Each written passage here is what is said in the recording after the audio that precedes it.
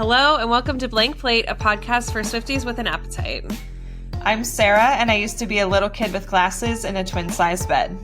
I'm Laura, and I'm a mess, but I'm the mess that you wanted. And we've got a blank plate, baby, and we'll write your name. Happy Showgirl! Happy Showgirl release! Yay! Yay! Are you tired of hearing about the new album? I'm expecting not because you're tuning into this podcast, but... Yeah, honestly, I think I've been consuming more content about the album than the album itself in the last week. It's been a tidal wave of articles and podcasts and interviews and all sorts of so many interviews. Oh my gosh. Yeah. So we have a lot to review. We're going to talk about the release of the release of the album, some press stuff that Taylor's been on. I mean, and then obviously we're going to get into like our initial impressions of the album. We'll go through the poetry. I mean, am I missing anything else? My goodness. Oh yeah, the poems. We're going to go over the poems. Yeah. Yeah, I mean, we've got a lot to cover. As per usual. So let's start with what's on our plates. What's on your plate? Well, we've had a lot of fun stuff going on in the last couple weeks since we last recorded. I mean, first of all, before Showgirl, we had our pizza crawl that we do every year. Mm-hmm.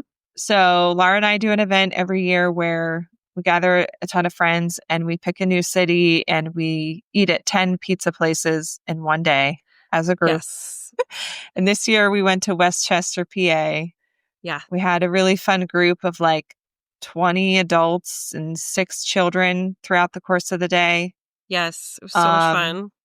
Yeah, I mean, that was great. We had a blast. But then it was all like Taylor Swift stuff. Yeah. We went to a cookbook release party for the cookbook called Bake It Off, which is super fun. Yeah. Met some lovely new Swiftie friends there. So yeah, it was just really fun. There was like a little Taylor trivia. There were snacks. Yep. It was at a movie theater venue in Lancaster, so they played the Eras Tour in the movie theater, so you could like pop in and out of there. It was really fun. It was really fun. I mean, classic Swiftie event. Everyone was so friendly. There were Pop-Tarts. Yeah. There were all the things. Yeah, we got signed copies of the book. We met the author. Mm-hmm. It was really And of course we had Showgirl, so we had Showgirl weekend. Friday, we were locked down. Nobody text us. Nobody bother us. Don't say anything about the album. And then Sarah promptly met me after work to set up our listening party setup. We ordered a pizza. We opened up the vinyls and just, we had our listening party, which was so much fun. We listened. We danced. We slept we ate over. More pizza. Yeah. Right. We had second dinner. And then you slept over in our guest room. And then like in the morning, we went to a 9:30 showing of the movie, which by the way, we went to the wrong theater, like the wrong, movie screening. And we ended up in a horror movie. What was that thing called? The Stranger? The Strangers 2. Okay. And I'm sitting there, I'm like, this has to be a commercial. I was like, this has to be a commercial. But I had heard that the Showgirl movie didn't have any previews. So I was like, I guess they decided to do previews, but also why are they previewing this movie? And I was like, is this for kids? Like, I'm pretty sure like there's going to be clean lyrics. So like, why are they showing this before kids friendly? So very quickly we realized, oh no, we're in the wrong theater. We're in a movie. We're in a movie. And there was like one other person in the theater. Yeah, like, it was who goes so to bizarre. A horror movie by yourself at 9:30 a.m.? It was so weird. That was like, very weird. That was a horror movie in itself. Yeah. But thankfully we got to our actual movie on time. Yeah, we did. We had a great time. And then I went a second time that night with my friend here in Allentown, which like was such a better vibe. Like the theater that time was like half full. Yeah. People were definitely singing along. There wasn't any like dancing, but the vibes were good. Yeah. And for me, it was fun to be able to like rewatch all the music video stuff.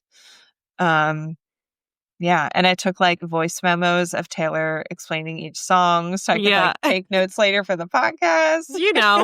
She really did treat us with a lot of like explainers, basically, with Yeah. this album, with the movie. So that was cool. With the movie, plus just like the press tour that she's doing and like Right. talking about the songs. Like, imagine if we had gotten that for Tortured Poets. Oh, Maybe like how much less confused we would be. But also, right. I can't imagine her being so open No. about all of that at No. all. I think she said like this is her like most joyous like album release, which is makes sense.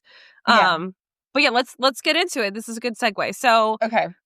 yeah, my what's on my plate exact same. So Right. Yeah. That was our that was our collective shared plate. Yeah. So release of Showgirl, classic midnight drop. No Mm. surprises really. I mean, there's no 1 Yeah. a.m., there's no 2 a.m., there's no 3 a.m., there's nothing like Right. that. Then obviously the release party of a Showgirl came out in theaters, 12 Mhm. tracks. That's it, just like she said on New Heights. Mhm. Our listening session took 2.5 hours. But it felt so much faster than that. Like, it Yeah. was so easy breezy. Yep. Like, we didn't feel emotionally depleted afterwards, like with Tortured Yeah. Poets. Like, we felt good. We felt like lighter and Yeah. happier, I think. And we were Yeah. just like, that felt great. Mm-hmm. You know, we're like, yeah, that was a vibe. We really enjoyed it. And wow, what a 180 from Tortured Poets. Yeah, truly. And like the right, the emotional drain of Tortured Poets was like not present. And even though it took us 2.5 hours for 12 tracks, like it didn't feel that long. So, No. you know, Yeah, because when we started, we felt like it was going really fast. And then later we were like, wait, has it been 2 hours? yeah. Yeah. So it did take us a while. And you will be seeing our initial reaction videos down the On line as we YouTube. get. Yeah. They'll come out as they're edited. Right. So we have at least one out right now when you're hearing this, which is just the video of us opening the 2 vinyls that we had and reading the 2 poems from those vinyls. Mhm. And just like prepping ourselves to listen. To So it's like a listen. little teaser. You just, it's the first part of the journey with us. So that one Right. is already out right now. Yes. So press. First we have the Graham Norton show. She sat next to Cillian Murphy, which was great. Yeah. She confirmed that the engagement happened right after the New Heights podcast. Yeah. And I And that wasn't Travis used the sure. tour photographer, which is kind of cool. Yeah, I wasn't sure if that was actually from the Graham Norton show or if I heard it on a different interview. But Travis used her tour photographer to take the photos, which is sweet. And as part of his whole like flower installation, he also had them put in like a hedge of trees that did not exist before so the photographer could hide in them, which So is so smart. smart. Yeah.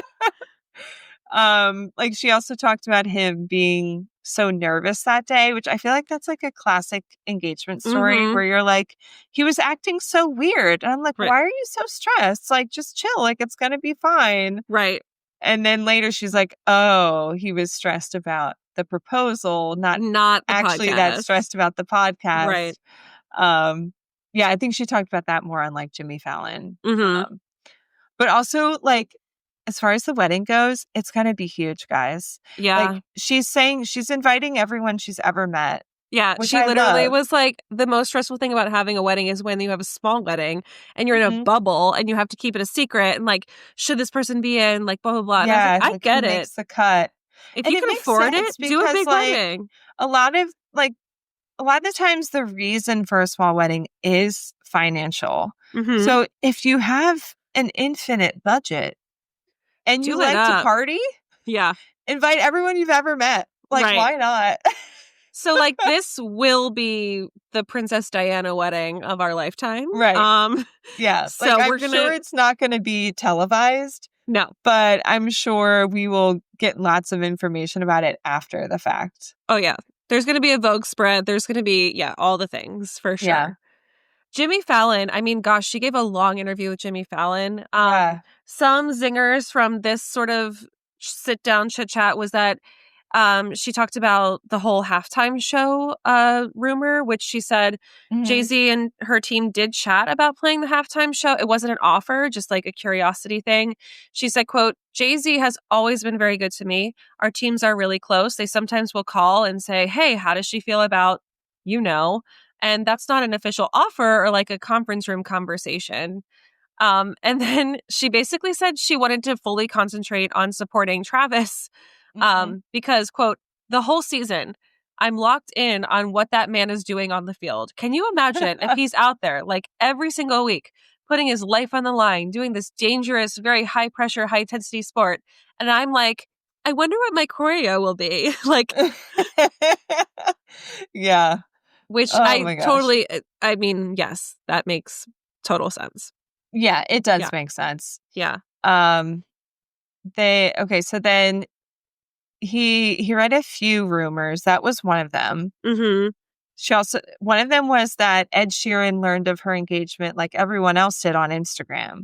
Yeah. And it turns out that is true because Yeah. Ed doesn't have a phone He has an iPad. and and she forgot to call him or set up a call, email him, set up a Right. call, whatever. But what she described, I was like, that's exactly me, where she was like, once they got engaged, she's scrolling through her phone, like, who have I texted recently Yeah. that I need to call? Because I have done that with things in my life where I'm like scrolling, I'm like, who do I Yeah. need to tell this to? Oh, this person. Oh, right. But like, if I had to just list a bunch of people off the top of my head, I would forget someone. Right. Absolutely. Like, it's just how my brain is. So I totally understood her on that. And that was funny. And of course we know like Ed doesn't actually care. Like, No. yeah, they're so close. He like commented on one of the posts. He was like, clocking in from my dedicated iPad time. This is true. Right. like Mm-hmm. so Yeah. it is funny. Obviously it's not something he's upset about. No. She also said that like one of the rumors was that in her speech at Selena Gomez's wedding that she joked that Selena beat her to the altar. She said like, no, I wouldn't make that about myself. She said, Right. I did do some light teasing about the way we used to dress in the year 2008, the year we met. It was quite a year. It was the year of the deep, deep V-necks. It was the year of aggressively colorful skinny jeans. Everyone was Uh-huh. walking around saying things like amaze balls. Right. Yeah. Yeah. Selena, her favorite outfit back then was a long tank top, skinny jeans, but a tiny little vest, the smallest vest, and Chucks. And that was her uniform that year. Mine was I always looked like I was late for the cowboy themed junior prom. So I talked a little bit about 2008, how happy I am for her. And it's been beautiful to get to be part of her life, but I did not make it about me. Right. Yeah. And she Obviously. said how beautiful Selena was at her wedding. And their Yeah. friendship is really sweet. So I'm Mm-hmm. glad that they had that. Another rumor said she's been spotted walking a mystery dog in Florida. Which And she she said, denied. that's not true. She was like, honestly, I've never walked a dog in my life. She's a cat lady. We know She's a this. cat lady to her core. Yeah. The other one was that Travis can be heard harmonizing on Opalite. And she was like, She's like, no. no. Yeah. I'm sure he would have loved that, but no. Yeah. They also did a rapid fire game. So the last person she texted was Selena Gomez. The last movie she saw was One Battle After Another and said, we are so lucky to be alive at the same time as Paul Thomas Anderson. The last fall-related activity she did was baking cinnamon rolls. Not Classic. surprising. Yeah. Oh, so this one was cool. The last song of your own that you listened to that's not on the new album. And it was technically the manuscript from Tortured Poets because she apparently has a ritual that the night before a new album comes out, she listens to the previous album in full and like has a glass of wine to like say goodbye to it. Love it. She did that the night before Showgirl came out. Mm-hmm. The last song of any artist that you listened to was Tate McRae's new song, Tit for Tat, which she shouted out Tate McRae on a couple different interviews. Mm-hmm. So and Tate McRae is like freaking out. Yeah, she reposted that interview bite from Jimmy Fallon and was like, "Oh my god!" Like, yeah, crazy. And the last person you said, and baby, that's show business for you. And she didn't really have an answer because she's like, honestly, I like never say that. So yeah. she said it to Jimmy and was like, there you go. Yeah. Then she had Seth Meyers, and like this happened like last night. So for us, we're behind. I know, and I didn't even have time today to watch the clips. So. I mean, I watched some highlights include a story about Zoe Kravitz and her mom losing a python in her home, and then her finding out later, and how she thought that was hilarious. Others, she looked amazing, by the way. Like one of my favorite looks. She's wearing this strapless dress. Her hair looks so good. She sort of abandoned the red lip a little bit. Which I'm into. What else did she say? That Travis accidentally mixed up Hugh Grant's wife and thought With that it Greta was Gerwig. Greta Gerwig. Yeah. And that's Yeah. hilarious. Yeah. Speaking of Greta Gerwig, I was at the hotel with Josh the other night and Barbie, the movie, came on. Mm-hmm. And we both love that movie. So we had it on. But I said to Josh, I was like, Greta Gerwig is like the Taylor Swift of movies. I Because mean, she has yeah. such a knack for writing about like the female experience. Yes, she does. And yeah, it makes sense to me that they're friends because I think their brains work in similar ways. Yeah, I feel like as far as because like there were rumors Taylor was going to direct a movie. I think she has like a contract Yeah. for Spotlight. I'm not sure. Searchlight. But it would be like I could totally see Greta Gerwig as a mentor of Taylor's for sure. I mean, she obviously knows her movies. She's talking about Paul Thomas Anderson, so like, come on. But yeah, Seth Meyers and her great interview, but we have not had enough time to process it. So yeah. And then radio interviews. My goodness, she's been on so many shows. So she said no one knows what she's talking about with the black dog because the interviewer asked, like, did you give the pub in Vauxhall in London a call? She was like, no one knows what they're talking about with that. Right. Which is hilarious because, like, you know what my theory was. So I know. I wonder if it's one of those songs that's actually about a lot of different things. Yeah, probably. But we know it's not what everyone was claiming it was. So clock it. She said she was miserable when she wrote Tortured Poets, but so happy when it came out. So it felt weird to talk about it. This album, she feels like she's in the exact headspace she was when she actually wrote it. Which you can tell because I don't think she would be doing all this press if she didn't feel so great about it. Right. Like she's lucky she was on tour when Tortured Poets came out because, you're not going to do all this press while also being on tour. And I'm sure she didn't want to. Well, she's also like, I'm really happy, but let me unpack all my misery and like paranoia and, and sadness. She's kind of been saying she's felt this like a lot in the past where like, you write an album like a year or two before it comes out. And then when it comes out, you are in a very different place in life. So it feels kind of weird to be like constantly rehashing everything going on in your life that made you write these songs. But with this, she's in exactly the same place. So it feels so natural and it's a happy album. Right. So it's so obvious that she wants to talk about it. Right. She's an open book with this one. If she didn't want to, she wouldn't. Right. She doesn't need to. She doesn't need to do any of this press. She can drop albums and not say a word and we would still eat it up. So absolutely. One of my favorite moments from one of these many interviews was someone asked her about the rumor that people are worried that this will be her last album because she's getting married. And Taylor said that is shockingly offensive. And she Say laughed. It louder, girl. And she said, that's not why people get married, to quit their jobs. Right. And then I feel like this was maybe some subtle shade to Joe because she was talking about how Travis would never want her to quit music. She said something like, he would never expect me to stop making music, like this thing he signed up for, this thing I've been doing. He's not going to be like, wait, you're going to keep doing that? Which I think she also said, there's something she said, she was like, I love this man because he loves what I do. Which like is kind of, it's low key a little shady because it's like, I love this man because like he fully supports me in a way that perhaps other people did not. Yeah. In general, she just like has all these moments about like lovingly talking about Travis. I love that there's like so many times she can like kind of make fun of him, like classic, woman making fun of her man situation. Yeah. Like the Greta Gerwig example.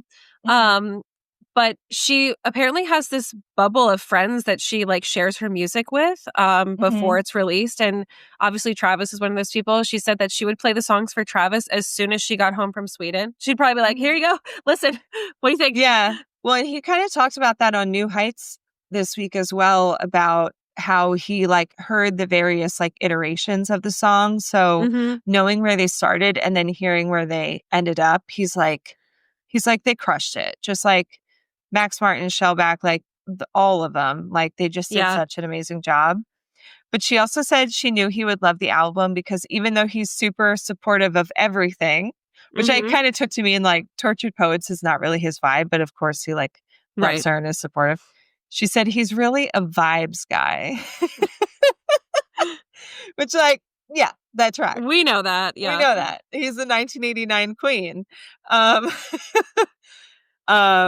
But yeah, and she's been like showing off her ring and just saying how she's so excited to just spend the rest of her life with Travis. And he's like her best friend who she thinks is hot, you know. Also, we need to mention the fact that New Heights, they talked about Life of a Showgirl, where you know our new Barbara Walters, Jason Kelsey is asking the questions we really want to know, right? Including like, what did Ed Kelsey have to say about the song Wood? And he's like, dude, I don't know. And then he's like, I'm gonna play it for him and I'm gonna record it. Yeah. Well, and Jason, I was dying laughing listening to that in the car the other morning, because he was like, it's like, Travis, like, redwood tree ain't hard to see. He's like, that's really generous. Yeah. And he goes, if someone wrote a song about me, it would be like, ornamental. Japanese maple sometimes can see. Yeah. He was like, I'm more of an ornamental tree. Yeah. Oh, I love Jason. Also, Kelsey had a moment where she talked about Showgirl on her podcast. She listed her favorite songs and she said her favorites. Oh, sorry. Yeah. What did I say? Kelsey. Sorry. Kelsey. Yes. Said that her favorite songs are Wish List, which I think Jason also mentioned that Kelsey was talking to him about that. I keep talking about it. Kylie was talking about it. Yeah. Wish List, Opalite, and then she also said, and I'm going to say it, Wood. She was like, yeah. She's like, it's a bop. Yeah. Totally. And she was like, and it's weird that it's my brother-in-law, but also like, that's girl supporting girl. Song. Like, right. Yeah. She was like, what did she say? Like, way to go, Trav, or something? Yeah. Yeah. But also shout out Jason because his two favorites are Opalite and Eldest Daughter. Yeah. He's got taste. He's got taste. He does. What else did they say? Oh, but just like, it was so nice to hear them chat about it.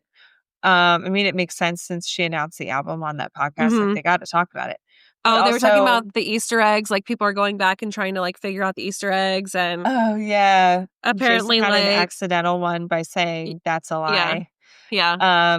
But yeah, when Jason was teasing Travis about Wood, and he was like trying to get him to like say how he felt about it, and Travis was basically like, I'm flattered like anytime she mentions like our life together. And then he said something like, I love that girl. I love everything she does. Which is so sweet. But again, it's like, it's so crazy that Taylor's soon-to-be husband has a podcast every week with his brother. And they just talk about stuff. Like, the amount of access we have is crazy. In comparison to where we've been, yeah, absolutely. Yeah. And then to like go from her previous partners who never wanted to talk about her or say what their favorite songs are. And then you've got Travis just openly talking about it with his brother on his podcast and talking about his favorite songs and saying, I love her. I love everything she does. She's amazing. Right. Like, we've never heard that from anyone before. No, it's nice. It's very, very nice. Also, like, it's sad, but we're not getting a tour anytime soon. No, she's still resting. She's on vocal rest. She deserves a nice break. Okay. Yeah. So she said she is so tired still. She's not touring anytime soon. Yeah. So. She said, I'm tired. Let me rest, which she also said on another interview, apparently, that Reputation vault tracks are not coming anytime soon. She's like, stop it. I think she's also just in general, like, anytime someone's been like, what's next? She's like, the album came out 3 days ago. We're doing having this so much now. fun. Right. Oh, that's another thing she said. Like, just like we were saying, she's loving the press tour. She's loving this album and promoting it right now. She said she's having so much fun with this era. Like, she's not in any rush to leave. She said, I'm going to make more music videos, plural. Right. So she's we're going to get... I've got time. We're going to get other singles. We're going to get other music videos from this album. Also, she mentioned that she's doing this tour with her parents and her brother, which she hasn't been able to do. So it just feels like a really like close family Like, happy Yeah. time for Taylor. Yeah. Other things with the release that have sort of been like cropping up, the orange doors. Okay, so orange doors have showed up in 12 cities: Berlin, Barcelona, Paris, Milan, London, Melbourne, Santa Monica, New York, Nashville, Chicago, Beverly Grove, and Las Vegas. Actually, it's not cities, but places. Okay. And all of them have QR codes, which when you scanned is redirected to this AI sort of like short video on YouTube, which highlights like it's like a house. It looks inside of like a room of a house, and then there's like letters that are hidden within each cut. It went viral online, but a lot of people have figured out the words and sort of unscrambled all of them. And it says, "You must remember everything, but mostly this: the crowd is your king." And that was not used in any of the songs, but like it's in the poem, Yeah, it's right? in the poem from the Crowd Is Your King vinyl, which is the Target vinyl. But I'm just wondering, like, why? What's that about? Like, I don't know. are we gonna get a bonus track? Like, are we? You know what I mean? Like, the Well, crowd and is the your exit king. signs keep popping up too. Mm-hmm. Like in the little thing she did with Fallon, I think there were like 2 exit signs that were Yep. part of the set. So Um, we're still getting some Easter eggs that we have yet to unpack. So yeah. this is still a question mark in my head. It's like, okay, why is she directing like this specific lyric? It has to be more than just like, oh, like I put this in a poem. I don't know. It's to me, it's like a little sus. So Also, why I did guess all we'll that find out. happen after the album came out? Right. It was after, hmm which is weird. Yeah. Oh, the other thing that's Um, been going on this week is the release of the like digital downloads with the acoustic versions and the songwriting voice memos. So those have which been are really great. fun. We got like Yeah. 9 songwriting voice memos and good like 7 acoustic tracks, I think. Mm-hmm. Yeah, Which I is love great. them. Yeah, they're awesome. I can't get myself to listen to Eldest Daughter, but one day I will. Yeah, one More on day. that. More on that later. Yes. Um, okay, common themes. What are some like common things that we've sort of clocked in our initial listen? Well, I mean, the thing you and I kept saying to each other after a song would end is like, it's cute. It's so cute. That's such a cute Uh-huh. song. Yep. Yeah, I mean, it's clearly Taylor being happy. Yep. Lots of themes about like wanting marriage and a family and like being saved from the fate of Ophelia, Uh-huh. drowning in misery. Sunshine, blue skies. Yep. It just Some it's in nice. some industry commentary, I'm thinking like father figure canceled, that sort Mm. of stuff. But yeah, most of it's just a happy album. Lots of like decade genre hopping, interpolation, oh my God, I can never say this word. Interpolations. Interpolations. My God. Yeah. Um, but yeah, lots of different like eras are sort of being nodded to in this album. Yeah. But remember when I said how, like, when she said that thing, like, I want to be as proud of this album as I was of the Eras tour, and for the same reasons. And I was like, I think this album might have like a lot of musical Mm-hmm. references. Um, to have that kind of feeling like you have a lot of things coming at you. It's like an algorithm. Same way the Eras tour showed like her different eras, like it might show different eras of music. And I feel like I was kind of right. Like we've got like a lot of songs that sound like other time periods or other like actual songs that exist, you know? Um, Mm-hmm. like some interpolations or like songs that even if they aren't officially an interpolation, they sound like something else Oh that yeah. would sounds like a Jackson 5 song. Mm-hmm. You know, like well, we've got Father Figure interpolation by George Michael. Actually Romantic sounds like a Weezer song or like a song by the Pixies. Opalite sounds like a song by the Ronettes, Mm-hmm. which is that kind of like doo-wop, like girl group Yeah, kind of thing. 60s swing. Yeah. Yeah, Yeah. she basically spanned from like the 60s to the 2000s, which is pretty cool. Mhm. But yeah, like there's a lot of like different genre hopping and interpolations that are fun in this album, which we'll definitely unpack like song by song. Yeah. Um Mhm. Poems. So Sarah is it? vinyl collector, so we have access to all of them. But at the time that we recorded our like listen on YouTube, we only had two. Yeah. So yeah, obviously each vinyl this time had a unique poem, which I thought was a cool touch. Because like if you're a real fan, you want all of them, of course. Yeah. It was more like each one had a unique stanza for each Mm. vinyl, and then like the second stanza was the same. It was almost like verse, chorus, verse, chorus, verse, chorus. Do you know what I mean? Yeah. But I guess Um, the way it actually worked was she gave us a little puzzle, which I mean, thank God for the internet because I had not figured right. this out, to put them all together to make one long poem. And so that this part that you and I are calling like the chorus is actually the final verse of the Mm-hmm. poem. So yeah, each poem had stars over letters that spell out the numbers 1 through 5. So like if you have all 5 of them, like I do because I'm a crazy person, you can then put them in order and Mm-hmm. then read it like one long poem. So we have done that for you. We're going to read them Yes. because each one is like not that long. So we're going to read each poem, like the unique part of each vinyl. And then we're going to like touch on a couple interesting points from each one before we move to the next one. Mm-hmm. So that's the plan. Okay. Okay. So the first one is from the Baby That's Show Business vinyl. And it goes like this. You woke up branded with the lines of pillow creases, thunderbolted tree roots across your cheek. In turn, last night's mascara stains the ivory hotel pillowcase, each one leaving their mark on the other. Looks like you're even. You say good morning to them when you walk in, and they don't correct you. As they spray vodka on the armpits of the dancers' costumes, we learn these tricks along the way.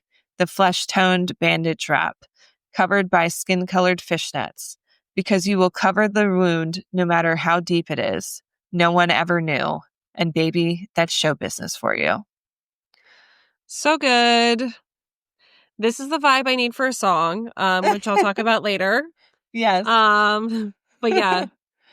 So uh, obviously this is describing like waking up in the morning about to put on your show, right? yeah. Like in Hmm. the morning, I say in quotes because like as we know, like they say good Right. morning to you, but they don't correct you. Like Right. And I love that section because it's like clear that Taylor's waking up at like noon and walking in mhm. at like 2 p.m. or something. And she's like, good morning. They're Yep. all like, good morning. Do the We've been here queen. for hours. Right, exactly. Also, like Yeah. spraying vodka on the armpits of costumes is a classic trick of the trade in Okay. theater. Like the amount of alcohol spray bottles that are backstage where Oh, it's yeah. just trying to get the smell out, before it's like wash day. Yeah, Yeah. that's real. Ugh. And this section, because you will cover the wound no matter how deep it is, no one ever knew. It just reminds me of I can do it with a broken heart. 100%. Yep. Because I mean, we really did not know how bad it was No. until that song came out. Yeah. And Like we could tell she was sad. mhm. We knew some stuff was going on, but she's, she put on a show. Baby, the show must go on. So, um, yeah, Yep. no matter how deep it is, no one ever knew. Yep. Then we have next album, Sweat and Vanilla Perfume. So here's that one. All right. Coffee, stretch, piano keys, vocal warm ups in a locker room shower, eyelash glue, a photo of him on the mirror, sweat and vanilla perfume, the cracking of joints and the distant beat of a drum, the curtain call, the monotonous thrill of it all.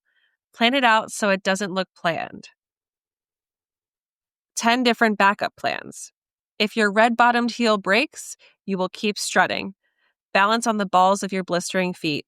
Know your exits. Shoulders back, eyes up. Hit your marks, your winks, sparks. Tell them a story like it's an intimate dinner party. The looks on their wondrous faces, their expressions like mood rings. Isn't it all so majestic? Of course it is. It's a lot of other things too. So this is from the standard edition of the Mm-hmm. album with the orange glitter vinyl. She mentions a photo of him on the mirror. That was an Yep. Easter egg in the Fate of Ophelia music video because there is a Mm-hmm. picture of Travis in the background on the mirror. When she's in the Yep. like dressing room with the girls and they're all in It's the the red outfits. Marilyn Yeah. Monroe look. Yeah. Mm-hmm. Yeah. We Also, know that she broke her heel her the heel came Eras tour. off. And then Yeah. she was like on that foot, she was balancing on the ball of her feet to like Mm-hmm. pretend she still had the heel on. Right. A true professional. Yeah. Oh my gosh. And here she says hit your marks, which was also I part was of grinning the like I'm song. winning. I was hitting my marks. Yeah, hitting her Yep. marks. Which, like, this Um sort of perfectly illustrates how, like, Taylor is always so good at, like, connecting with the audience because she literally knows how, like, important it is to put on a show, right? Like, mhm. tell them a story like it's an intimate dinner party. The looks on their wondrous faces, like, she does clock everyone's faces. She's so good about, Yeah. like, basically making eye contact with people and making a Mm, millisecond, like, this huge yeah. moment and a Mhm. personal moment with her. Yeah, Um and she has been praised a lot for her ability to make a huge stadium show like that feel intimate. Mhm. Like, she's just this tiny performer on an enormous stage with 70,000 people, but it feels like she's performing, like, just for you and, Yeah. you're part of it with her. Like, she sees you, but she Mhm. literally does see you in the crowd, and she's, yeah, making eye contact with people and making you feel like she knows you. Yep. So, yeah, tell them a story like it's an intimate dinner party. Yep. That's great. Yeah. All right. So the next one is from the Crowd Is Your King vinyl, which is the Target edition with the shimmery pink vinyl, which is probably my favorite, if we're being Mhm. honest. Remember this city? You've been here before in another life on another tour. Remember her? She's got a mortgage now, straight teeth where there'd been metal brackets. Standing with her 8-year-old daughter, you mouth, I know you, in the millisecond gap in your choreography. To you, she will look exactly the same age as the first time you saw her. She will always be 14 and a half. Remember, lock right back into the footwork. Any misstep is a misstep. You must remember everything, but mostly this. The crowd is your king who has ruled over you for centuries, benevolently, for the most part.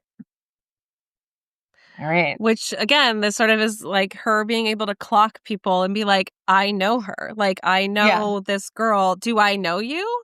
I right. know you. Like, Yeah. and I mouthing remember that. you from Right. tours before.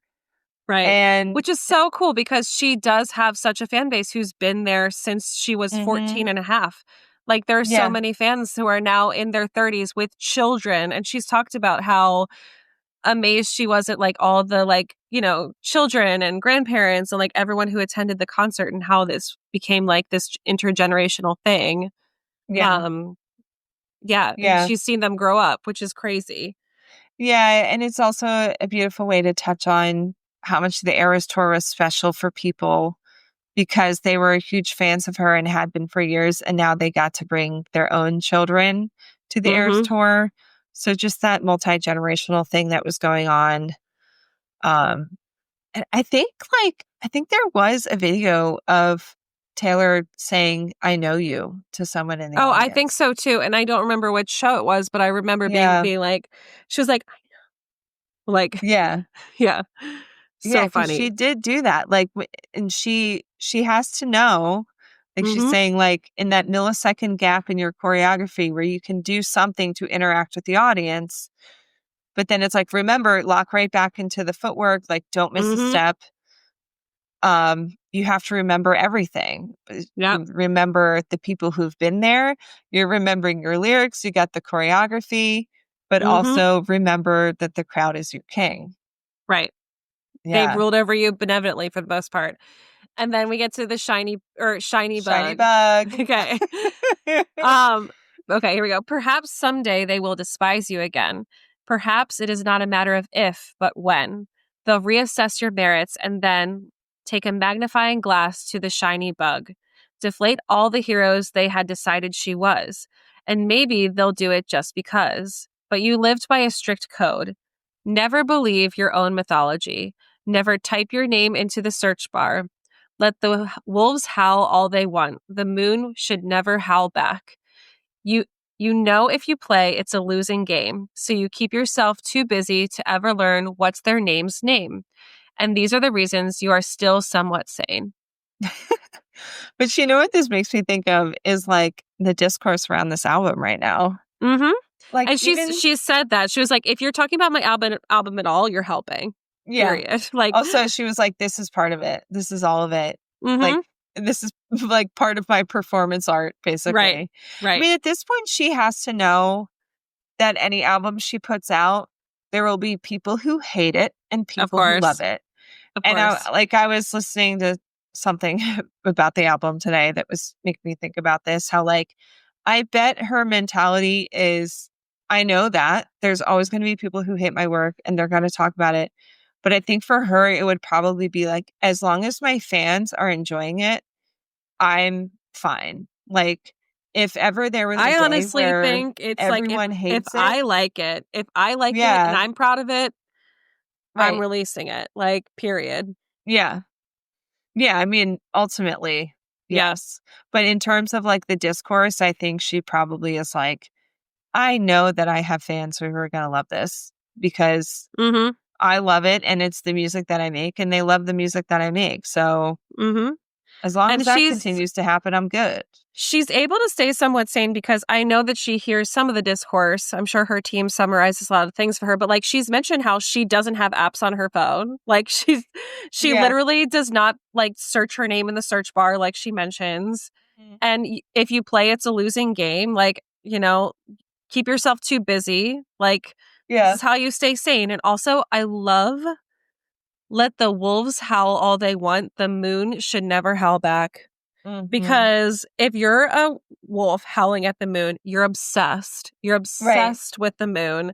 And that's your whole thing. And like, but you're howling. So you're raising hell. You're being loud. You're being the haters, basically. Yeah. The moon is never going to howl back. Okay. Right. It's too busy being the moon.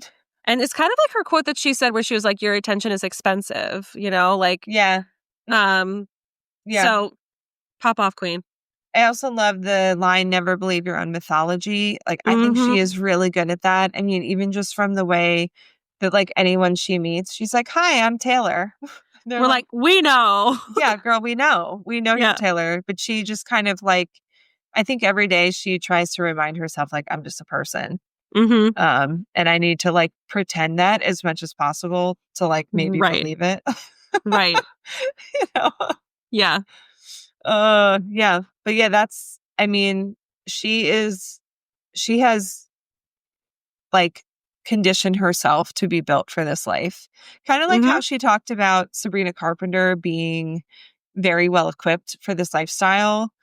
I mean, she's had to cultivate it for sure, but I think that there's definitely some like innate qualities there where she's built for this in one way or another. So definitely. Yeah. Shiny bug. Shiny bug. Okay. Let me take a sip real quick. All right. This is from the Tiny Bubbles and Champagne edition, which was the last one that came out, and it came out like the day before she announced her engagement to Travis. Mm-hmm. So it goes like this. He ran to his car from work to catch the flight. Missed the first act, but somehow it's better this way. It's just right. Because you get to watch him make his way through the masses, parting the crowd like some neon Moses in a sequin sea. He is a magnet and a trampoline, the tiny bubbles in champagne. Haphazard but precise, he crash landed next to you. Reckless, but never with your heart. If he's in, you are too. You've begun to feel that every song before was just a prayer, a wish list. He is not what you've been waiting for. He is more. Why you held out, why you left, and nothing aches suddenly. He has that effect. This one is so sweet. So sweet. Can we agree that she's talking about the time that he surprised her in the middle of the show? I think it was Dublin, if I'm not incorrect. Yeah, she was performing August, and then she looks out, and there's this moment where you clock that she's clocking that he's there. Yes. And she's like, what? Like, yeah. Yeah, definitely. It's got to be that. I love that mm-hmm, she refers to him as a neon Moses. Like, mm-hmm.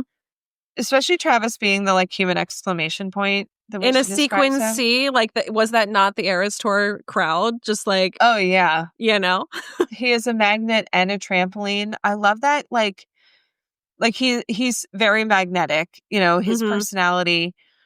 And the trampoline part, it reminds me of I mean, Travis does seem to have kind of like a bouncy, like she says, the tiny bubbles in champagne, like he's effervescent, like he He's a lights up vibe every room. booster. He's a vibe Right. booster, but also being a trampoline makes me think of how she talked about how he's helped her kind of like take things less seriously. Like when people say things online, like he just kind of laughs it off. So I feel like Mm-hmm. he really lets things like bounce off of him, you Mm-hmm. know?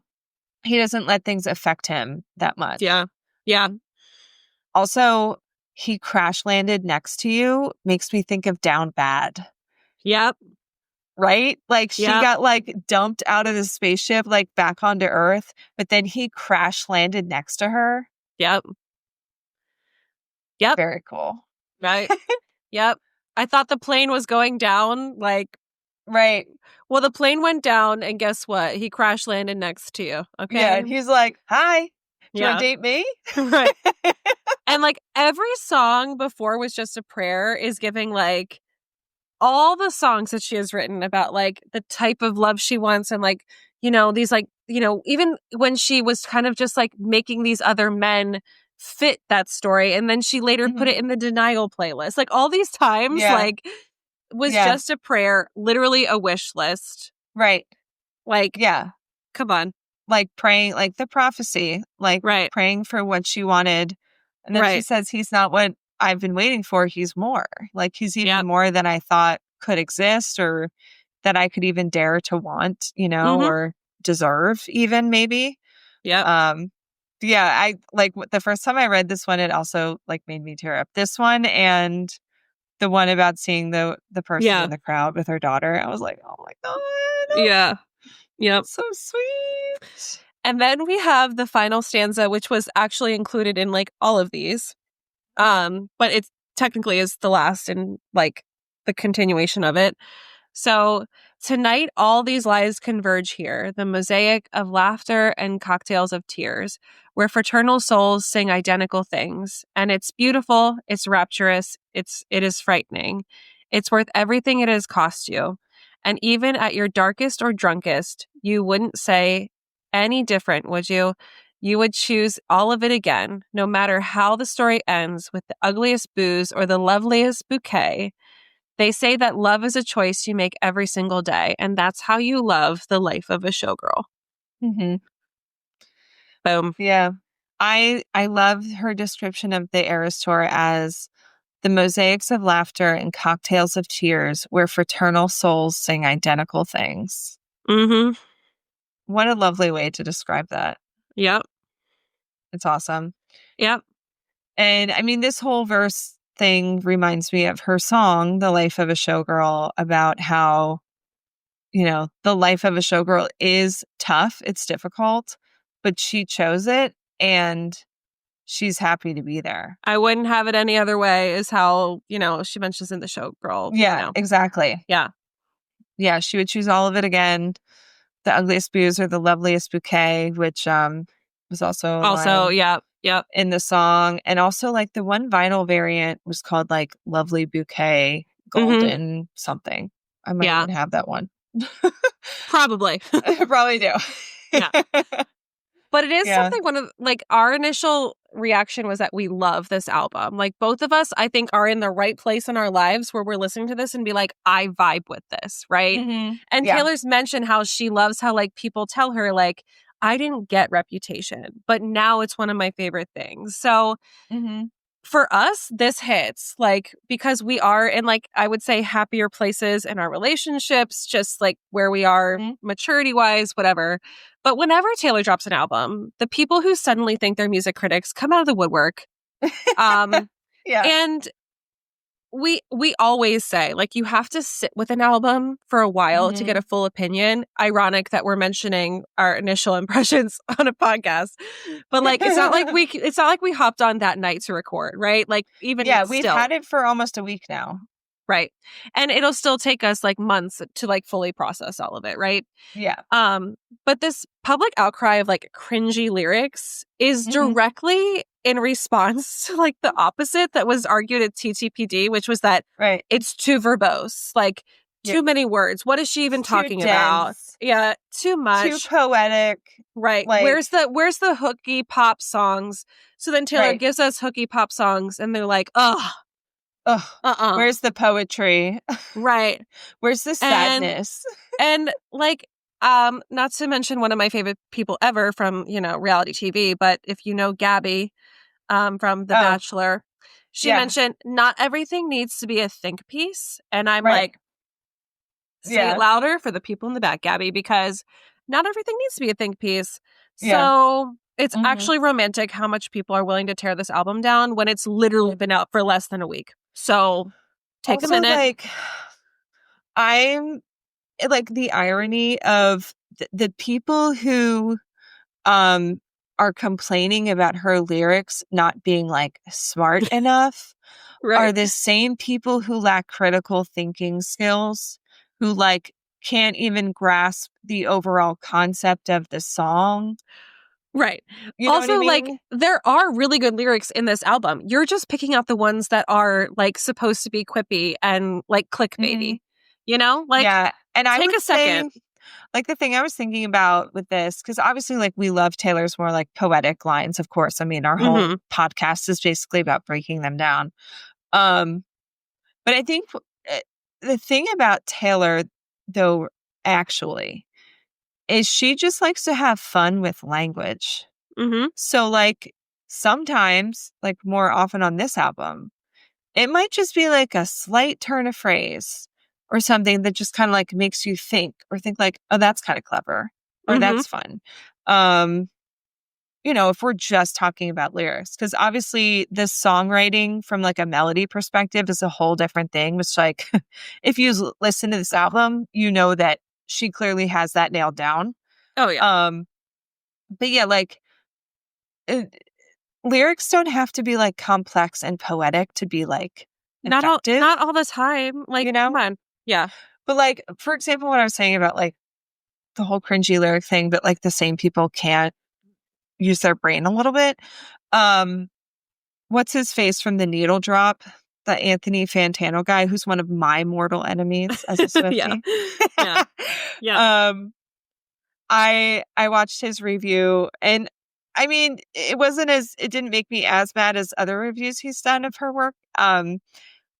But like the thing that stuck out to me was like his takeaway from Ruin the Friendship was that Taylor was telling you to kiss someone even if they have a girlfriend.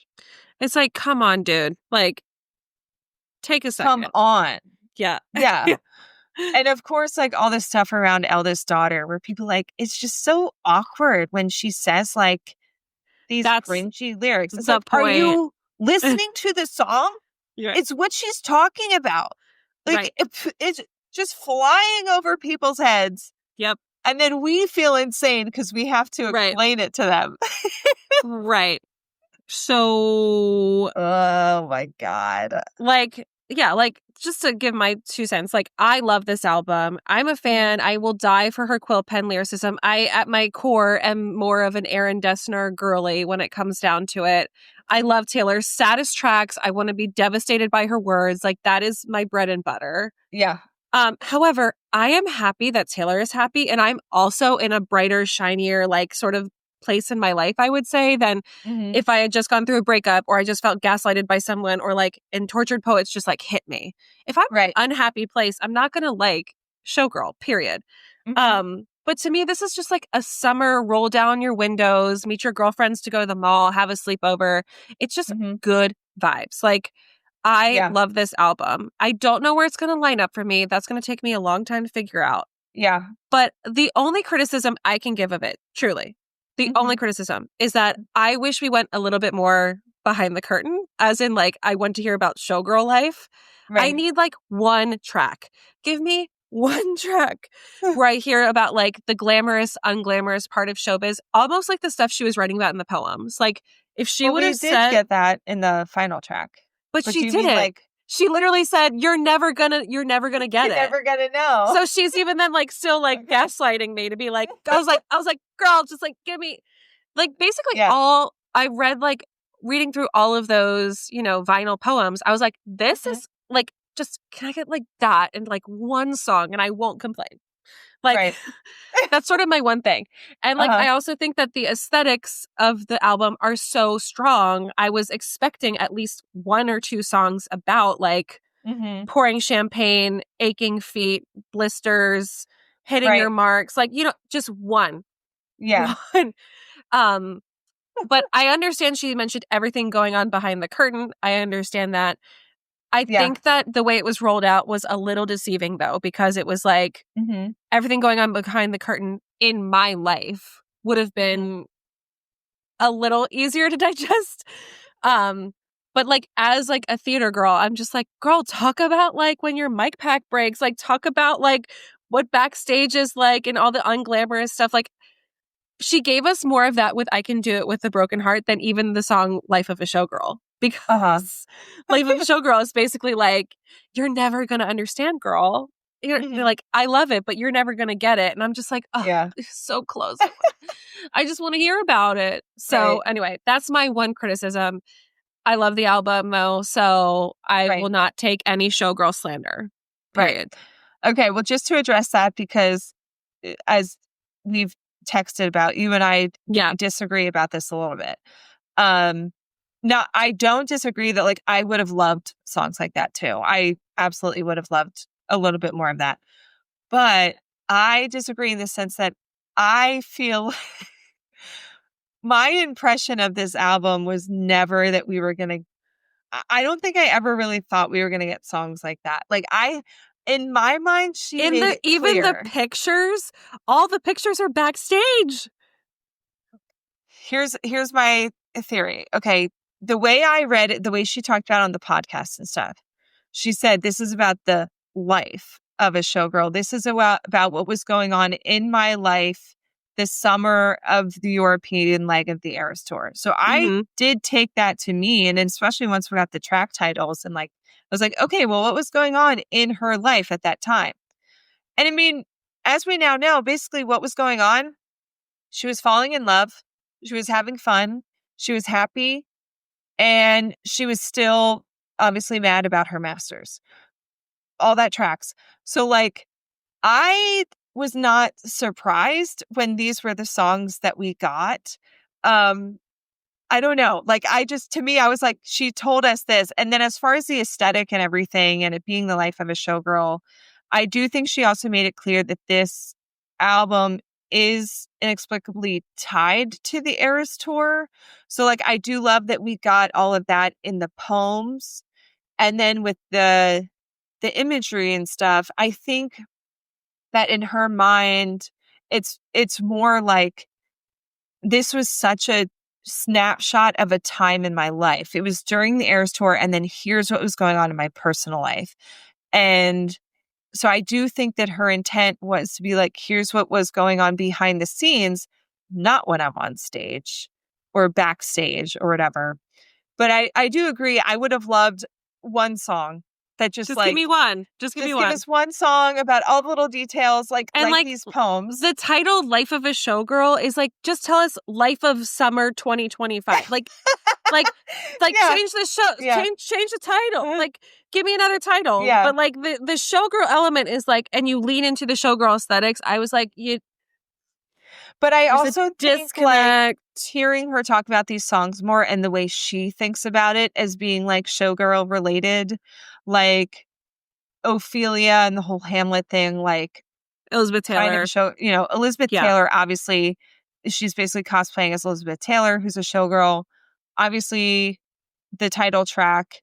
Trying to think of I mean, the music video is to a T what I thought we would be getting. Like, right. like everything that we saw, I was like, this is her best music video. This directly is aesthetically aligned to like the album. Like this is 100% what I want.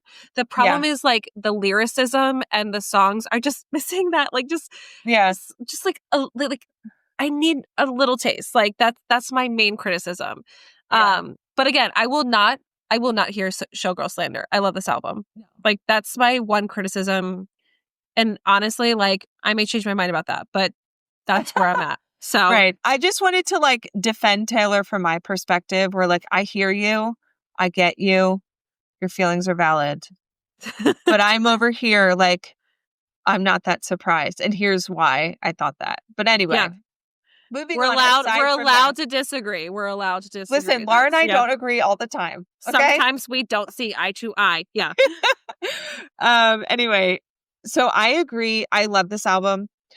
I also agree that it's a summer album. 100%. Thank God it feels like summer in October right now. In Pennsylvania, it's been like 80 degrees. So like it tracks. Yeah. But if this were a blustery October, I'd be like, what are we doing?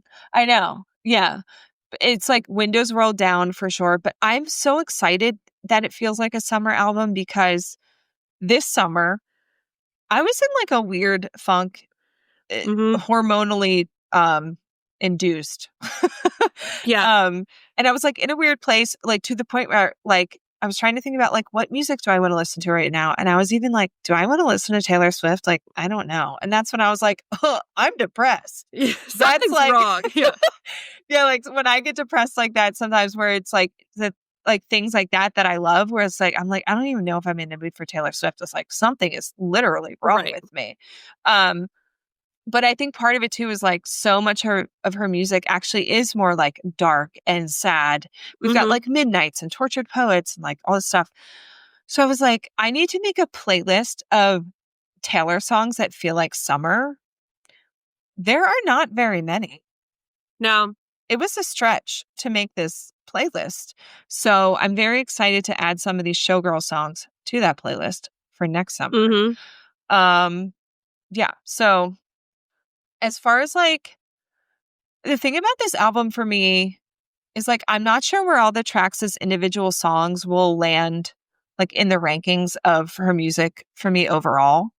Right. But like the experience as an album might make it near the top for me in album rankings. Because like that was my issue with Tortured Poets. Like Tortured Poets, I mean, it also has 31 tracks. But I think over time, Tortured Poets might have more tracks on it that become like diehard favorites of mine over time. Although like who's to say, maybe like 9 of the 12 of these will land super high for me like 5 years from now. But I love the experience of this album as a vibe much more than Tortured Poets. And that's why like this album is like, I don't know, like it's not Reputation. It's not 1989. I think it does sound unlike anything else in her discography. Yeah. It is bubbly. It's light. It is effervescent. It's cheerful. Like it feels like Lover, if Lover was an album that I liked. Like Lover's a perfect example where like there are a couple songs on Lover that I love, absolutely love. Lover as an album, no, not it for me. It has Lover has the most skips of any album for me. Sorry to the lovers. So this feels like if Lover was like a knockout of the park for me. So yeah, that's why like when I think about my favorite albums, I think about them more of like if I put it on as a whole album, like how do I feel about it? Like cohesively, yeah. Yeah. And so I think this could be pretty high for me. Also, this is the first time in Taylor Swift history that I love the first single. Same. It's in my top 3. Honestly, it might be my number 1. It's not in my top 3, but this is the first time I'm like, I think this is a great single choice. This was a great single choice. It is. And I love it. I honestly love it. Yep. That has never happened. Nope. Like since I've become a Swiftie, that has not happened. Nope. So that's a long time, guys. First time, and like I've been a Swiftie for like 13 years. So, yep.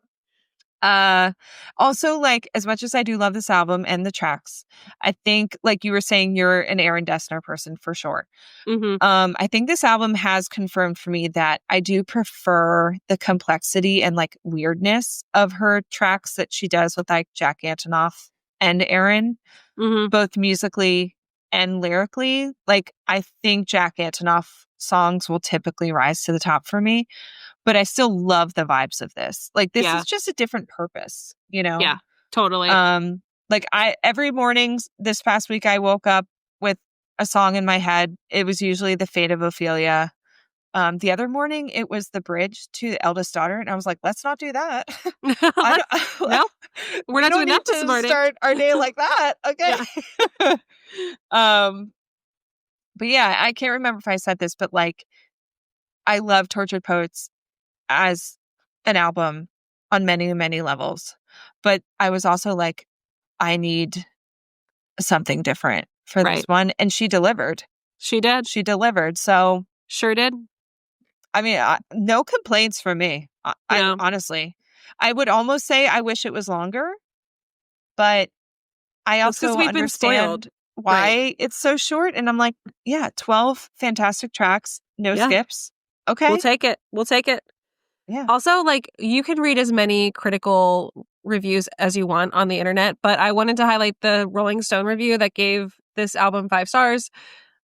Just some highlights. So, quote, with her 12th studio album, the musician shoots into a fresh echelon of superstardom and hits all her marks. From the first Fleetwood Mac inspired drum roll and melancholy keys of The Fate of Ophelia, it's clear that Swift has stepped into uncharted territory.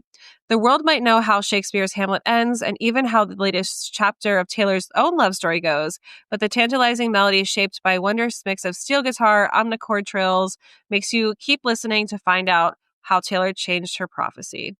Blah, blah, blah. It talks about working with Max Martin and Shellback, but their return isn't just a callback to the grandiose synth bangers of 1989 or warehouse-ready electric grit of Reputation. Instead, the trio takes from all they've learned in the 8 years apart to chart a whole new path. And that is very true. This is not what people expected at all. And so Showgirl weekend, I was with my parents for lunch, and in the car, I was like, I need to play you guys some tracks, because I was like, Mom, I think you will love this album. Mm-hmm. So I put on, I think first I played like Opalite or something. Mm-hmm. And even my mom said, she was like, this doesn't sound like any of her other songs. No, to it's me. fresh. It's a totally new sound. Yeah. And it's not And of what course, anyone my expected. mom was like, my mom was immediately like, "Ooh, I like." Oh, this. yes. Moms will love this. This is Peggy approved. Yeah. I'm sure when my mom listens to it, she's like, I like this. This reminds me of the Jackson 5. I'll be like, oh, yes, wait, it does. you know what I played for them first was Wood. I played them Wood and then Opalite. Yeah. Yeah. Other quotes from this thing that I like kind of thought was kind of well said was, but with every step Swift takes, she sheds those feelings of loss and despair. Showgirl is the castle she built out of all the bricks that have been thrown at her. She begged on her knees to change the prophecy, and the love she writes about here did just that. She's lost her life's work, but now the empire belongs to her. Everything you lose is a step you take. It's a lesson she even offers her lover in the Bridge of Opalite when she sings, "Failure brings you freedom." Could this be her final one? Well, no, the showgirl won't be left for dead. She's immortal now. We'll see you next time, Swift promises. After all, despite the rock on her finger, Swift is married to the hustle. And with an album as good as this one, she might even try to outdo herself again. That's just show business for you. So, Thank period. God for Rolling Stone. Period. Also, Taylor confirmed that the ending of The Life of a Showgirl, the track, uses audio from her final show in Vancouver. Yep. Which, like, that part makes me a little emotional. It's very sweet. Yeah, it's very sweet. And I was like, this has to be it, because I could kind of tell by the like electric guitar sound. Yes, I was like, the that guitar sounds part. like the I was like, end. that's the end of Karma. Like, yes, Yep. that's the band doing their thing when she's like doing her curtain call or her bows and everything. But yeah, I mean, yeah, we love it. It's a fun album. Yeah, we if you're hating on this, then like you're hating on life. Like, get happy. You know what I mean? It's not also, that hard. like, we needed this. We needed this. Yeah, we needed some dopamine. Okay. What's blowing our minds? Well, I think the thing the main ones is Actually Romantic and Would. So Actually Romantic, we had speculated, and I remember digging up tea about like perhaps this might be a Charlie XCX thing, like whatever. Turns out that was accurate. We finally have a clapback to the whole Charlie XCX situation. Right. Which none of us were ready for that. That's just like no, and we were like, what? I think that track, what it really tells us is that it's not just Sympathy is a Knife, which is like honestly not even a diss track. There's been stuff going on behind the scenes. Well, Taylor even praised Brat when it came out, which includes Sympathy is a Knife. So she knew that she must have known this was about her. There's definitely more that went on behind the scenes that we are unaware of. And we'll probably boring Barbie. Which, by the way, is a tender spot for Taylor. As we know, you said Normal Girls were boring.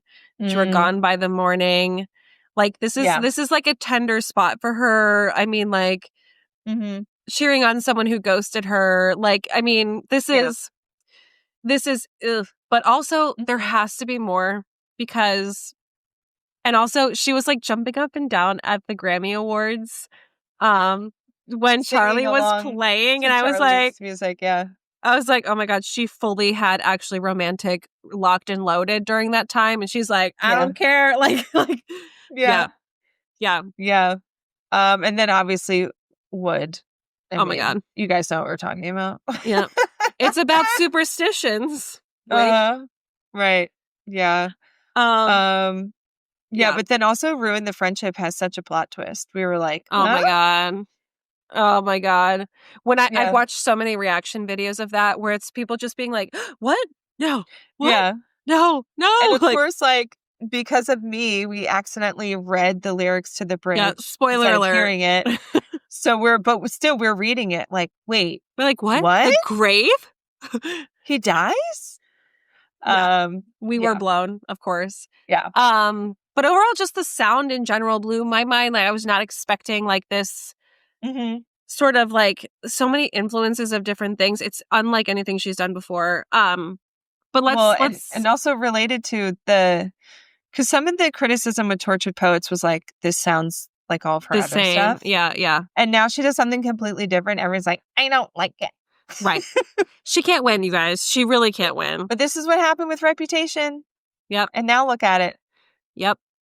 So give it time. Yep. Give it time. All right. But we want to highlight some specific lyrics that we either just loved or had wild reactions to on our first listen. So here's Fate of Ophelia.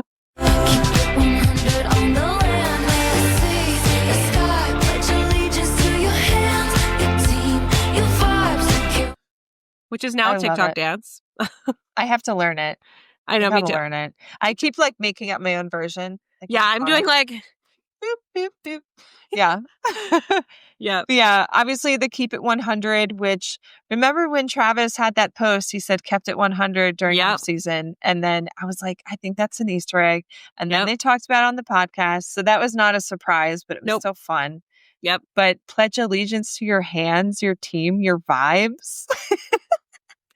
Those big trappy hands. Yeah. Yeah. Period. Yeah. And then we had Opalite, which was like, this line was so funny. I had a bad habit of missing lovers past. My brother used to call it eating out of the trash. It's never gonna last. Which, so the song's going, the line is developing, and she says, my brother used to call it eating, blah, blah, blah. And I don't know what is wrong with me, but I thought she was going to say eating out the ass. So I was like, girl. I don't know where that came from in my brain, but now, like, I'm still reconditioning myself every time I hear this. I'm like kind of expecting her to say that. But it's like a funny line on its own. Yeah. But now I'm like, Sarah, what is wrong with you? Go Austin. Okay. Yeah. Tell her the truth. Someone's got to tell you the truth. It's going to be your brother. Austin, shout out. Yeah. Father figure. We have this. I'll be a father figure. I drink that brown liquor.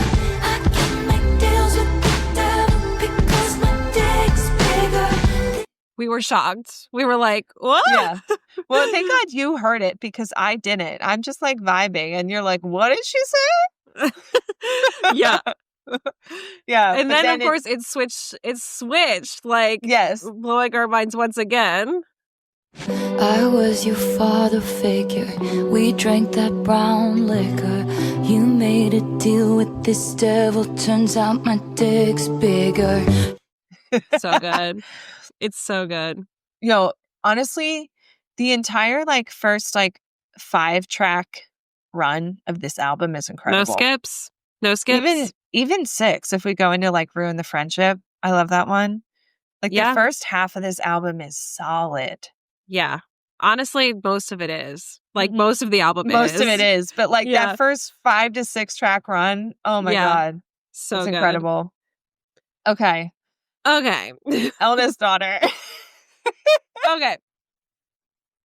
So okay. The first line that gagged us was this. When I said I don't believe in marriage, that was a lie. No. Which, like, that is a loaded line that we will unpack in a later episode because, holy moly, we know Taylor has some marriage trauma. Right. For sure. In previous relationships. Crazy. Yeah. And then we have perhaps the best bridge. The bridge of Eldest Daughter is the best moment on this entire album, in my opinion. Agreed. I've loved everyone's sort of videos they've done on TikTok with it. This is what sent me. Just sent me. It just sent Laura, and then it sent me, and now it continues to send me. And are we gonna play? Are we gonna do this to ourselves? All right. I'm just gonna like not listen. Zone out. Yeah. Okay.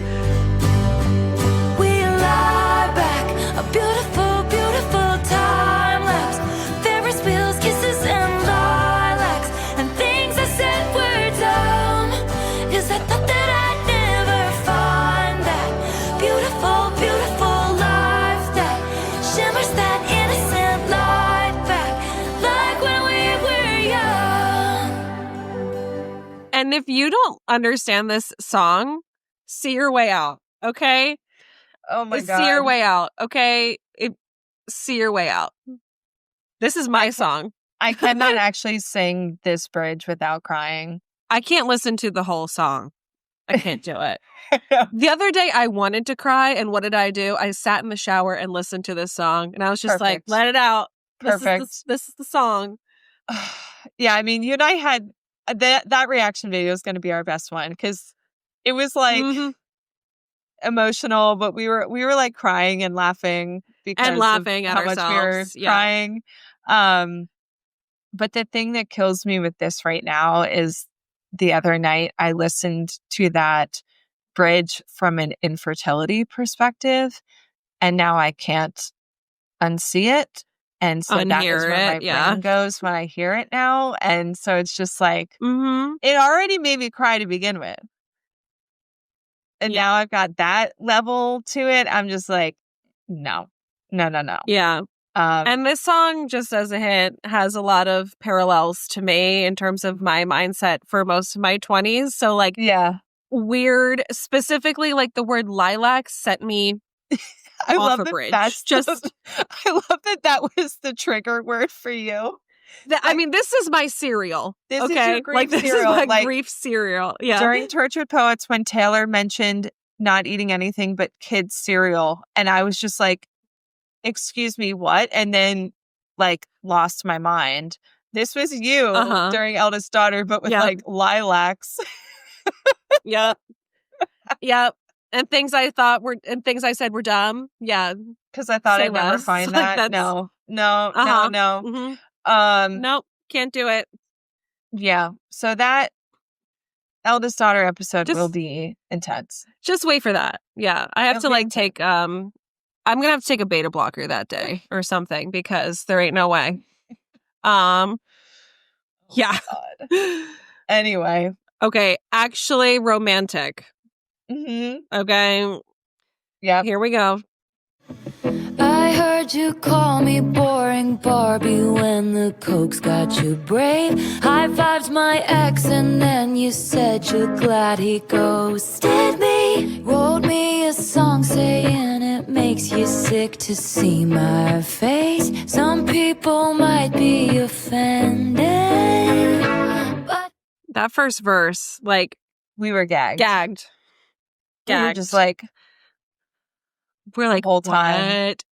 Because Yep. like we had kind of heard that there might be a Charlie diss track, but then this started and it just kept going and going. It's like, oh, this is about Charlie. Yeah. There's no question. 100%. 100%. Yeah. Yeah. And then, of course, she kills us with this line. it's kind of making me wait. Oh, 'cause it's Oh. Crazy. Well, she even What said does she say in the clean on- version? It's kind of making me sweat. Sweat. Got Mhm. it. But Yeah. she said in one of her interviews about this album, like how it's like very happy and upbeat, but she said it's also very spicy. Like it's Oh, really her yeah. spiciest album in some ways. Absolutely. Yeah. At least in like explicit stuff. But like she said, like it's got some bite to it, you know. Oh, And you definitely see that in actually romantic. So Yes. yeah. Yep. All right. So then there were a couple parts of Wish List that had us reacting. Mm-hmm. All right. So here's the first one. I just want you. Have a couple kids, got the whole block looking like you. Wait. I mean, we already kind of knew from other interviews she's done over the years that she wants kids, but this was just a Yeah. very obvious, like, oh, she wants to have kids with Travis for sure. It's such a wholesome song. Yeah. Mm-hmm. It's very wholesome. Yeah.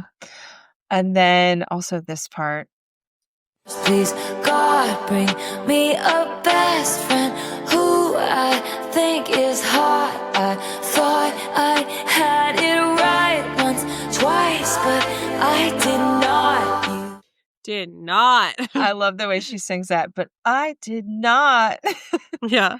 I thought I had it right once, twice. But I did Twice. not. Mhm. Yeah. Yep. Yeah. Mm-hmm. Love it. And then Wood. I mean, course, the Wood. shocker of all shockers. We have. redwood tree, it ain't hard to see. His love was the key that opened my thighs. It's such a bop. Yeah, it is a bop. Like, even if like you don't like the lyrics, just like tune the lyrics out and it's such a fun Just song. enjoy. Yeah. Yeah. Just And then, of enjoy. course, we have a New Heights shout out with this. New heights, manhood, I gotta knock on wood. It's so good. Oh, Taylor. She is Mhm. unhinged in the best way. It is spicy, this one. Mm-hmm. Yeah. All right. Top All 3 right. faves right now. Top 3 faves right now. Where are you at, Laura? Okay. Eldest Daughter, number 1. As I Obviously. mentioned, Ruined Me is my favorite track 5. I feel personally it was written for me. So Yes. that's my track 5. Believe it or not, Wishlist is pretty high on my list. Yeah. There's something about like that beat with like the way that she like does the syncopation that like literally makes me want to just like do this. Yeah. Okay. It's just a very good vibe. Also, low key, Honey is rising to the ranks for me. Honey is a sleeper hit. Yeah. I really like both Wishlist and Honey a lot. But Mhm. my number 3 is Ruin the Friendship. I think like Eldest Daughter and Ruin the Friendship are the closest to like Aaron's songs that I'm gonna get on this one. Yeah. But like Ruin the Friendship to me once again highlights that Taylor Swift knows how to turn a story around. She's a great storyteller. And it does sort of have, to me, like this could be countrified. So like it does make me low-key a little excited to hear some of these debut tracks because Yeah. young Taylor knew how to like illustrate a story. This just kind of reminds me of that writing style. Yeah. And yeah, I just think it's a great song. So It's a very like fearless vibe on the album. mhm. Yeah. Just How funny about because yours? I would not peg you as like a fearless person like for Taylor. So it's Here I funny am. that that's like so high for you. Yep. Here Yeah. I am. All All right. right, So what my are top yours? 3. This is not in a particular order. Fate of Ophelia, which honestly might be my number 1. It's great. Elizabeth Taylor. Great I'm song. obsessed. That's probably like, number 4. Yeah. To me, that's like the song that like sound-wise could have been on Reputation. Yes. Like, I love it. Sister song on Reputation for sure. Yeah, I needed that one. And then number 3, Eldest Daughter. Yep. It's great. It is great. It makes I me mean, cry. it does. And like the Fate of Ophelia, honestly, is up the ranks for me too, because we did get to see the music video behind the scenes. Mm-hmm. And it does really show you like how much thought and like genius Taylor has as a director and sort of like as this person who can visualize things. Like Mm-hmm. I loved in the movie that we got to see at the beginning and then we got to see it again after we went through the steps. And like, she's so smart with illustrating all these different versions of showgirls throughout history. Like the looks are so good. Mm-hmm. We'll do a whole deep dive actually in our next episode about this, but lots of Easter eggs in the music video, which is always fun for us. She's mentioned there's like 100 Easter eggs in it, which is crazy. Yeah. Maybe we should try to count however many we can find. Oh my gosh, yeah. And of course, the vintage otter t-shirt she was wearing during a portion of that was like, had us screaming. Yeah, because as on New Heights, we know that Travis loves otters. So, yeah. Yeah, like I wonder if she did bring that up on purpose because she knew she was wearing the shirt in the behind the scenes. Right. You know? I don't know. Yeah. There's also like a lot of kaleidoscope imagery in the lyric videos.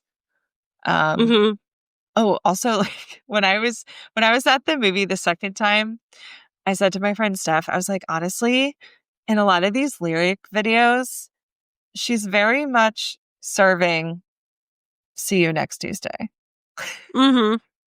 Like in a lot of she's them. feeling herself. She's feeling herself. Gosh. Yeah. I especially love the one of Canceled, where she's like sitting in the theater seats with like her feet propped up. Yeah. And she just kind of like, whenever she like gives like a little kiss to the camera, I'm like, okay. I wish that they would have done something else other than just like the 20-second cards, to be honest. Like I wish that there was some other visuals, but yes. But that's how they always are. Usually. I know, but like it's just a loop, but we could have done something, right? It's a movie. Yeah. But anyway, lots of kaleidoscope, and including like there was a kaleidoscope thing in the social media. There's like a template you can use when you do Fate of Ophelia. It has a kaleidoscope. Oh, okay. So that's cool. Yeah. So should we do our song draft next? Yeah, let's do that next. Okay, so just for funsies, we're going to do a little song draft. We're going to take turns picking songs. So we'll each end up with little mini 6-track album just to see like, you know, who gets what are our favorites. And I'm going to let you choose first because I know what you're going to choose and I'm going to let you have it. I mean, my first draft pick is Eldest Daughter, obviously. Yes, okay, that's what I thought. Yeah. All right, I'm going to go with The Fate of Ophelia. Okay, I'm going Father Figure. Oh, okay. That's like that's an important one for me. All right, I'm going Elizabeth Taylor. I think I'm going to go with Opalite. Oh, okay. Notice how we took the first 5. Yeah, see, this is what I'm saying. Yeah. Okay. Yeah. All right, then I have to look at this. What's my next pick? Okay. Yeah, that's hard. Oh my God, this is hard. Because I feel like the second half is so kind of like even keeled for me. Like, it's just like the first half is top tier, second half is second tier, but they're all so similar in how much I like them. Oh, God. You know what? I'm going to go Ruin the Friendship. Okay. I'm going to go Wood. Okay. This is such a bop. Can't say no. All right. Oh, what do I want? I'm trying to like round out my 6 here. Okay. Wait, do I only have one more? No, I think we each have a couple more. Okay. You know what? I'm going Honey. Okay. Sign me up for Wishlist. Okay. And I'm going to go Canceled. Okay. I'm going to go with Life of a Showgirl. Okay. So then that leaves me with Actually Romantic. Okay, so let's read through them. Okay, so here's the rundown. For me, I have The Fate of Ophelia, Elizabeth Taylor, Ruin the Friendship, Actually Romantic, Canceled, and Honey. Good lineup, honestly. Okay. You have Opalite, Father Figure, Eldest Daughter, Wish List, Wood, and The Life of a Showgirl. That's solid. That's solid Both are too. solid, honestly. Yeah. Yeah. Yeah, I mean, can't go wrong here. Okay. No. No. Love it. All right. I'm Okay. jealous that you got Father Figure and Eldest Daughter, though. Yeah, I feel like Father Figure's And Opalite. important. Yeah. It's that top Yeah, six. but you got I want Elizabeth all the top Taylor. You six. got Elizabeth Taylor. Yeah, I know. And The Fate of Ophelia. Yeah, I know. Yep. Yeah. Yep. Okay. All Okay. right. Well, anyway, that was just this fun. album as a recipe. Should we do it? Yeah. Okay. You go first. Okay. So obviously this is like, to me, Summertime Spritz, which is like a lyric, of course. And I think the next line is Summertime Spritz Pink. Isn't it like Pink Skies or something like Yeah. Uh-huh. that? Yeah. So of course I was trying to find a pink, basically spritz variation. So I found what's called a Sarti spritz, which sounds amazing. It is pink, matches the like Target vinyl record sort of vibe. Yeah. It's supposed to be a little fruitier than a classic spritz, which I feel like a lot of people complain that spritzes are too bitter. So I think this is a little bit more drinkable. Okay. But it's by the company Sarti, which is an Italian brand. But it's basically Prosecco, Sardi, and soda and a slice of lime. And it just sounds like a great summer drink. So Yeah. that's what I chose. Well, I loved your choice. I was like, well, yeah, that's it. That's obviously the recipe for the album. So I decided to find like a mocktail version of that. So I found this strawberry mocktail recipe that has strawberries, lime juice, mint, honey, and sparkling water. That sounds and I great. love that it had honey since that's one of the tracks on the album too. But yeah, Honey. I mean, imagine just like sipping one of these and sitting by the pool with like Opalite playing. Like that's a vibe. Yeah. I'm into it. 100%. This album Yeah. is a summer album. Like, Yeah. I hate to say it. Yeah. But as we enter the colder months, but it's okay. I do think Opalite has some qualities of Christmas song. Yeah, you know? that's what everyone's saying. I do kind of hear that. Like it has like Christmas shopping vibes, whatever that is. Thinking today, does it kind of sound like one section of Christmas Tree Farm? I'd have to re-listen to Christmas Tree Farm, but there might be a section like that. I just think it has that like bopping around town, going Christmas shopping. Like all you need is just like sleigh bells in the back and it would be the vibe. Yeah. So, anyway, we're getting off track. Our next episode is going to be The Fate of Ophelia deep dive. We're also going to do music video, searching for Easter eggs, going kind of scene by scene. And then we're going to plan to go in track order for this album. So we're going to go 1 through 12. Yeah, straight through. We're not going to bebop around like we did with Tortured Poets. We're just going to go in order. So up first is The Fate of Ophelia, which is my maybe number one track. So I'm very excited. And we have a great music video to analyze. So what's to hate? Nothing. Yeah. All right. Well. All right. Should we sign off? Yeah. Time to sign off. So, yeah. Right. Well, thank you so much for joining us. And if you'd like to support the pod, please give us a follow at Blank Plate Pod on TikTok and Instagram. And also check us out on YouTube. And you can check out our website at blankplatepodcast.com and send us an email at blankplatepod@gmail.com. And you can, of course, text us or leave us a voicemail at 717-382-8313. And if you're enchanted by what we're doing here, you can support us on Patreon, which is linked in our show notes, or you can go there directly at patreon.com/blankplatepodcast. And at the end of this episode, we will include a clip of our most recent Patreon episode, which is about Getaway car. So stay tuned for that. That's a good one. Yeah, we had fun. And until next time, we had the time of our lives with you. And it's time to go. So bye. Bye. Nothing good starts in a getaway car. It was the best of times, the worst of crimes, which is a play on words based off of the Dickens Tale of Two Cities. It was the best of times. It was the worst of times. So she's already like setting us up with the storyline of like two criminals. You know, she's giving us some exposition before we get into the story. Yeah. And that line is so good because she's saying like, I did something terrible, but I had so much fun doing it. You know, like it was the worst of crimes, but the best of times, which of course made me think of this song. They say I did something bad, and why does it feel so good? Yup. Yep. Yeah. I struck a match and blew your mind. Kind of an interesting line because, like, she struck the match kind of implies that, like, she's the one who's initiating. Like, she's setting the spark. Yeah. Mm-hmm. And he wasn't expecting it, even though, like, you know, like, she was spoken for. I don't know if Tom knew that. But if someone's, like, throwing interest around, you're going to be like, okay, like, whatever. Right. Yeah. I also like the wordplay here because she's saying like, I blew your mind instead of blowing out the match. So it's like she lit that fire, but she's going to let it burn, baby. She's not blowing it out. Right? No, she's not blowing it out. She's like letting that thing go. Uh-huh. But I didn't mean it and you didn't see it. Ooh.